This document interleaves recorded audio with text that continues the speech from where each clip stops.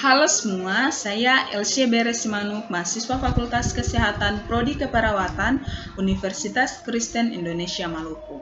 Saat ini saya akan membahas tentang anatomi dan fisiologi sistem endokrin. Mata kuliah Ilmu Dasar Keperawatan, dosen pengampuh Ibu Grace Wakano, SCAP MCAP. Yang pertama yaitu pengertian.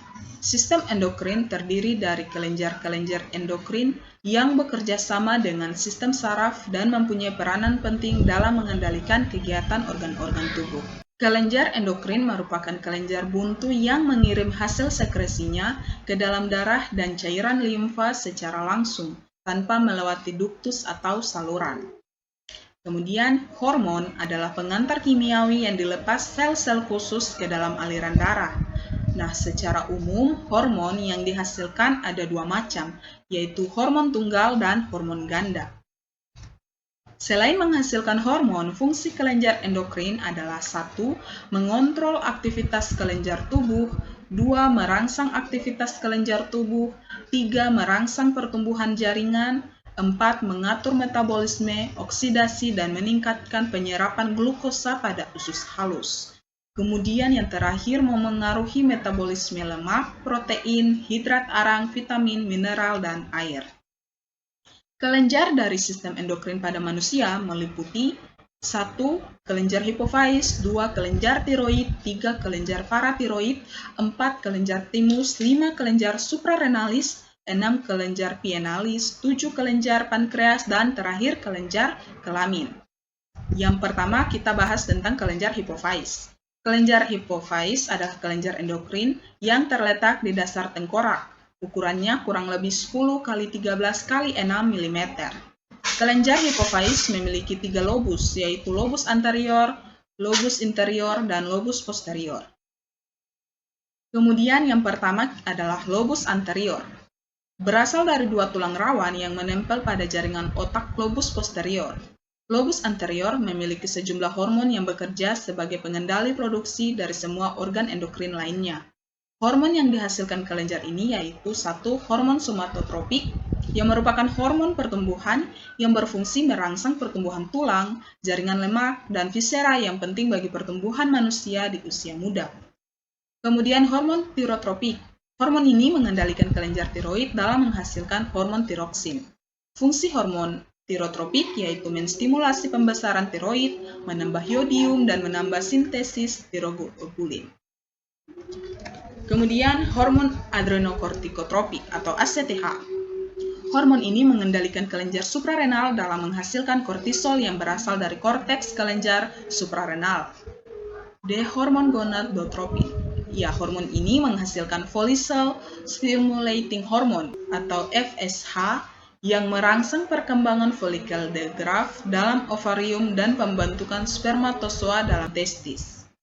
Kemudian luteinizing hormone atau LH yang mengendalikan sekresi estrogen dan progesteron dalam ovarium serta turut memengaruhi luteinisasi pada wanita dan laki-laki. Kemudian hormon lutotropik atau prolaktin. Iya, hormon ini mempertahankan laktasi dengan memengaruhi secara langsung kelenjar-kelenjar susu di mamai. Kemudian melanocyte stimulating hormone atau MSH. Iya, dihasilkan oleh hipofais pars intermedius dan pada manusia didapati dalam fase kehidupan fetus. Peran MSH ini dan proses fisiologisnya itu mempengaruhi kulit. Kemudian yang kedua adalah lobus posterior. Lobus ini berasal dari evaginasi dasar ventrikel otak ketiga. Lobus posterior menghasilkan 2 macam hormon, yaitu hormon antidiuretik atau kita kenal dengan ADH, yang bekerja melalui reseptor-reseptor tubulus distal ginjal, menghemat air, mengonsentrasi urin dengan menambah aliran osmotik dari lumina-lumina ke intestinum medular yang membuat kontraksi otot polos. Kemudian hormon oksitosin. Hormon ini berperan dalam mengeluarkan air susu dengan cara memberikan rangsangan pada papila mamae dari isapan bayi untuk menimbulkan injeksi air susu. Kemudian kelenjar tiroid. Kelenjar ini terletak di leher bagian bawah dan melekat pada tulang laringi sebelah kanan depan trakea. Kelenjar ini terdiri dari dua lobus, yaitu lobus dextra dan lobus sinistra, yang saling berhubungan. Masing-masing lobus memiliki tebal 2 cm, panjang 4 cm, dan lebar 2,5 cm. Kelenjar tiroid menghasilkan hormon tiroksin yang pembentukannya sangat dipengaruhi oleh jumlah yodium eksogen yang masuk ke dalam tubuh. Kemudian fungsi dari hormon tiroksin ini yaitu memengaruhi pertumbuhan dan maturasi atau pematangan jaringan tubuh dan penggunaan energi total, kemudian mengatur kecepatan metabolisme tubuh dan memengaruhi beberapa reaksi metabolik dalam tubuh, kemudian mengatur sintesis asam ribonukleus atau RNA dan protein. Kemudian, dalam konsentrasi tinggi, menjaga keseimbangan nitrogen negatif sampai sintesis protein berkurang. Kemudian, menambah produksi panas dan menyimpan energi pada konsentrasi hormon tiroid yang tinggi. Kemudian, mampu menoleransi glukosa yang tidak normal. Hal ini karena hormon tiroid mampu memperlancar absorpsi intestinal dari glukosa. Kemudian kelenjar paratiroid. Kelenjar ini terletak di atas selaput yang membungkus kelenjar tiroid. Kelenjar ini berjumlah 4 buah yang tersusun berpasangan dan menghasilkan parahormon atau hormon paratiroksin. Kelenjar paratiroid menghasilkan hormon paratiroksin yang terdiri dari 84 asam amino sebagai kesatuan hormon yang berguna dalam menaikkan kalsium. Fungsi dari kelenjar paratiroid ini yaitu memelihara konsentrasi ion kalsium plasma dalam batas yang sempit meskipun terdapat varies yang luas. Kemudian mengontrol ekskresi kalsium dan fosfor oleh ginjal dan mempunyai efek terhadap reabsorpsi tubuler dari kalsium dan sekresi fosfor. Kemudian mempercepat absorpsi kalsium di intestinum. Kemudian jika pemasukan kalsium berkurang, hormon paratiroid menstimulasi reabsorpsi tulang sehingga menambah kalsium darah.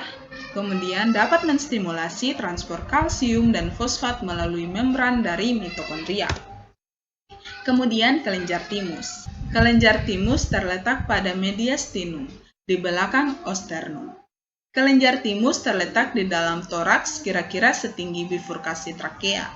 Warnanya kemerah-merahan dan terdiri dari 2 lobus. Kelenjar timus merupakan sumber sel yang memiliki kemampuan imunologis. Ini adalah kelenjar timus. Kemudian, fungsi dari kelenjar timus yaitu sumber sel yang memiliki kemampuan imunologis, sumber hormon timik yang mempersiapkan proliferasi dan maturasi sel-sel yang memiliki kemampuan potensial imunologis dalam banyak jaringan lain. Kemudian mengaktifkan pertumbuhan badan sehingga pertumbuhan akan meningkat tajam pada masa bayi sampai remaja. Kemudian yang terakhir yaitu mengurangi aktivitas kelamin. Selanjutnya yaitu kelenjar suprarenalis. Kelenjar suprarenalis atau adrenal memiliki bentuk ceper dan terdapat pada bagian atas ginjal. Kelenjar ini terdiri dari 2 bagian, yaitu bagian luar yang berwarna kekuning-kuningan dan menghasilkan kortisol, serta bagian medula yang menghasilkan adrenalin epinefrin dan noradrenalin. Yang pertama, korteks adrenal. Bagian luar korteks ini berwarna kekuning-kuningan dan menghasilkan kortisol. Korteks adrenal terdiri dari sel-sel epitel besar dan berisi lipoid yang disebut foam cells. Fungsi kelenjar suprarenalis bagian korteks adalah mengatur keseimbangan air, elektrolit, dan garam, kemudian mengatur metabolisme lemak, hidrat arang, dan protein, kemudian memengaruhi aktivitas jaringan limfoid. Yang kedua yaitu medula. Medula terdiri dari sel-sel yang menghasilkan hormon epinefrin dan hormon norepinefrin. Noradrenalin menaikkan tekanan darah dengan cara merangsang serabut otot di dalam dinding pembuluh darah untuk kemudian berkontraksi. Nah, kemudian kelenjar pienalis. Kelenjar ini terdapat di dalam otak, di dalam ventrikel berbentuk kecil merah seperti sebuah gemara, terletak dekat korpus.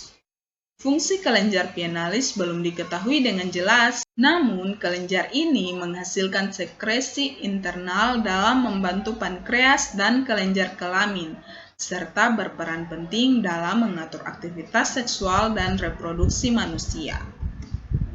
Berikut kelenjar pankreas.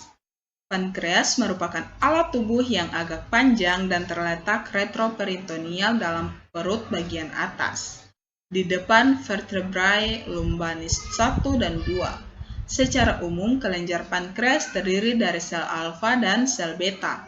Sel alfa memproduksi glukagon menjadi faktor hiperglikemik yang mempunyai anti-insulin aktif, sedangkan sel beta berfungsi sebagai pembuat insulin. Insulin merupakan protein kecil yang terdiri dari dua rantai asam amino yang saling dihubungkan oleh ikatan disulfida. Sekresi insulin dikendalikan oleh kadar glukosa darah. Kemudian, mekanisme kerja insulin yaitu insulin meningkatkan transport glukosa ke dalam sel atau jaringan tubuh, kemudian meningkatkan transport asam amino ke dalam sel, kemudian meningkatkan sintesis protein di otak dan hati, kemudian menghambat kerja hormon yang sensitif terhadap lipase dan meningkatkan sintesis lipida. Kemudian meningkatkan pengambilan kalsium dan cairan sekresi. Nah, yang terakhir yaitu kelenjar kelamin. Nah, kelenjar kelamin ini mempunyai fungsi endokrin dan reproduksi, meliputi testis pada pria dan ovarium pada wanita. Kita semua tahu itu ya. Kemudian, fungsi reproduksi pria dibagi menjadi 3 golongan, yaitu spermatogenesis untuk pembentukan sperma, yang kedua pelaksanaan kerja seksual, yang ketiga pengaturan fungsi seksual pria oleh berbagai hormon yang berhubungan dengan fungsi reproduksi, hormon dan organ seks, metabolisme sel, serta fungsi tubuh lainnya. Testis menghasilkan beberapa hormon seks pria yang dinamakan androgen. Salah satu hormon yang paling kuat dan bertanggung jawab kepada efek hormon pria secara keseluruhan adalah testosteron. Pada wanita, kelenjar kelamin menghasilkan estrogen, progesteron, dan sel telur. Hormon memengaruhi pekerjaan uterus serta memberikan sifat feminim seperti pinggul yang besar, bahu yang sempit, dan sebagainya. Kemudian hormon. Hormon adalah pembawa pesan kimiawi yang dihasilkan oleh sel yang memiliki efek khusus perubahan dalam aktivitas selular dari sel-sel lain. Berbeda dengan kelenjar eksokrin, kelenjar endokrin tidak mengeluarkan zat ke dalam saluran.